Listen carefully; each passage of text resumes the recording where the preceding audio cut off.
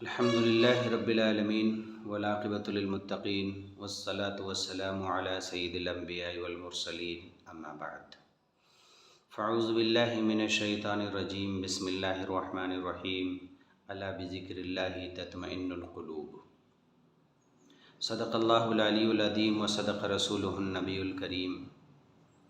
محترم سامعین کرام اور عزیز دوستو، اللہ کا بڑا کرم ہے کہ اللہ تعالیٰ نے ہمیں اور آپ کو ایمان کی دولت سے نوازا ہے۔ ایمان کے بعد اگر ہمارے دل میں سکون نہیں ہے تو اس کا مطلب ہے ہمارا اللہ ہم سے ناراض ہو چکا ہے۔ جو آیت میں نے قرآن مقدس کی پڑھی ہے، اس آیت کے معنی و مفہوم یہ ہیں کہ الا بذکر اللہ تطمئن القلوب، اللہ کے ذکر سے انسان کے دلوں کو سکون ملتا ہے۔ قرآن پڑھنا بھی ایک ذکر میں شامل ہے، نماز پڑھنا بھی ایک ذکر میں شامل ہے۔ اگر مسجد میں آنے کے بعد ہمارا دل نہیں لگتا ہے تو اس کا مطلب ہے اللہ ہم سے ناراض ہو چکا ہے، یا مسجد میں آنے کا خیال ہمیں نہیں لگتا ہے تو اس کا مطلب ہے اللہ ہم سے ناراض ہو چکا ہے۔ مسجد میں آ کر بیٹھے رہنے کے بعد ہمارا دل بے چین ہوتا ہے مسجد سے باہر جانے کے لیے تو اس کا مطلب ہے اللہ ہم سے ناراض ہو چکا ہے۔ مسجد میں بیٹھ کر اگر اچھی باتیں ہمارے دل پر اثر نہیں کرتی ہیں تو اس کا مطلب ہے اللہ ہم سے ناراض ہو چکا ہے۔ مسجد میں بیٹھ کر نماز پڑھتے ہوئے بھی دنیا کا خیال ہمیں آتا ہے تو اس کا مطلب ہے اللہ نہیں چاہتا کہ ہم اللہ کے سامنے کھڑے ہوں، یا نماز پڑھنے کا وقت ہمیں نہیں ملتا تو اس کا مطلب ہے اللہ ہم سے ناراض ہو چکا ہے۔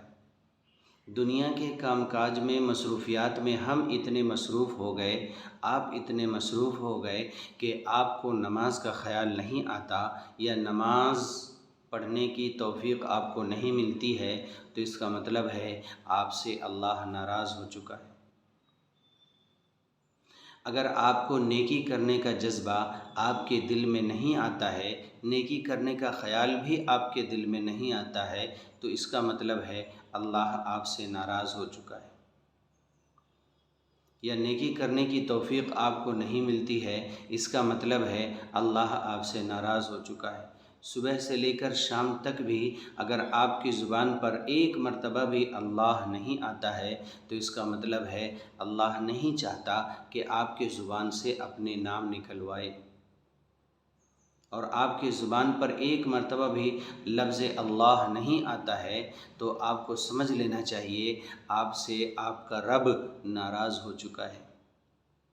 الا بذکر اللہ تطمئن القلوب، اللہ کے ذکر سے ہمارے دلوں کو سکون ملتا ہے۔ یہ اللہ خود کہتے ہیں کہ اگر تم ہمارا ذکر کرو گے تو ہم تمہارے دل کو سکون دے دیں گے۔ دوسری آیت فاذکرونی اذکرکم واشکروا لی ولا تکفرون، اللہ پاک ارشاد فرماتے ہیں کہ جب تم مجھے یاد کرو گے میں تمہیں یاد کروں گا۔ اگر صبح سے شام تک ہمیں اللہ کو یاد کرنے کا موقع نہیں ملتا تو اس کا مطلب یہ ہے کہ ہم اللہ کی رحمت سے دور ہو گئے اور اللہ نے ہمیں بھلا دیا ہے، اور ہم دنیا کی رنگ رلیوں میں مست بھٹک رہے ہیں اور اپنی آخرت کو بھول چکے ہیں۔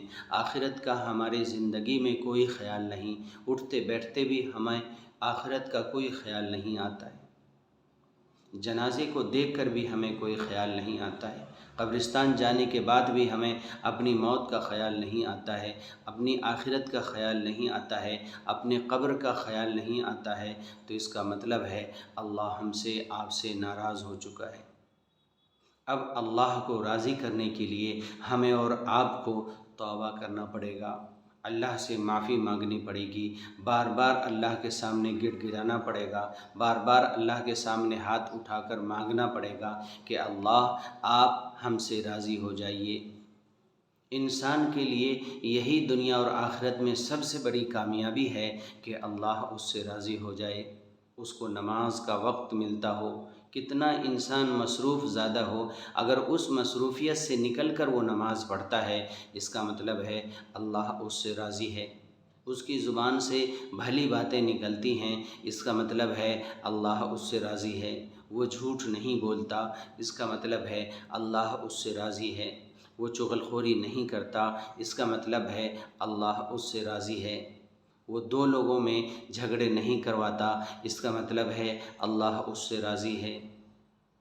وہ کسی کی برائی نہیں کرتا، اس کا مطلب ہے اللہ اس سے راضی ہے۔ وہ انسان میٹھی نیند میں سو رہا ہے لیکن اللہ پاک اسے اٹھا کر فجر نماز پڑھنے کی توفیق دیتے ہیں، اس کا مطلب ہے اللہ اس سے راضی ہے۔ نیکی کرنے میں اس کا شوق اور جذبہ سب سے زیادہ ہے، چاہتا ہے کہ میں زیادہ سے زیادہ نیکی کروں، اس کا مطلب ہے اللہ اس سے راضی ہے۔ اچھی باتوں کو وہ فوراً کیچ کر لیتا ہے اور اچھی باتوں پر وہ عمل کرنے کی کوشش کرتا ہے، اس کا مطلب ہے اللہ اس سے راضی ہے۔ جہنم کی بات کو سن کر وہ رو دیتا ہے، اس کے دل پر اثر ہوتا ہے، اس کا مطلب ہے اللہ اس سے راضی ہے۔ جنت کی باتوں کو سن کر وہ خوش ہوتا ہے، اس کا مطلب ہے اللہ اس سے راضی ہے۔ بھلی باتیں لوگوں کو بتاتا ہے، اس کا مطلب ہے اللہ اس سے راضی ہے۔ برائیوں سے لوگوں کو روکتا ہے، خود بھی رکتا ہے، اس کا مطلب ہے اللہ اس سے راضی ہے۔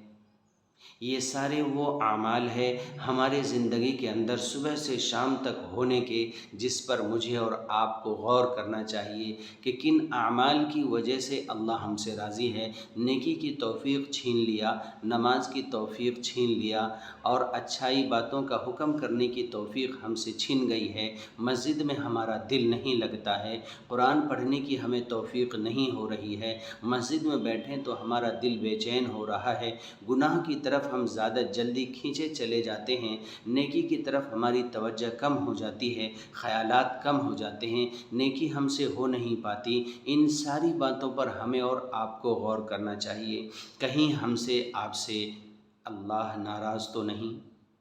اللہ تعالیٰ سے دعا کرتے ہیں کہ اللہ تعالیٰ ہم سب سے آپ سے راضی ہو جائے، آپ کو اللہ نماز کی توفیق عطا فرمائے، اللہ آپ کو قرآن پڑھنے کی توفیق عطا فرمائے، اللہ آپ کو ذکر کرنے کی توفیق عطا فرمائے۔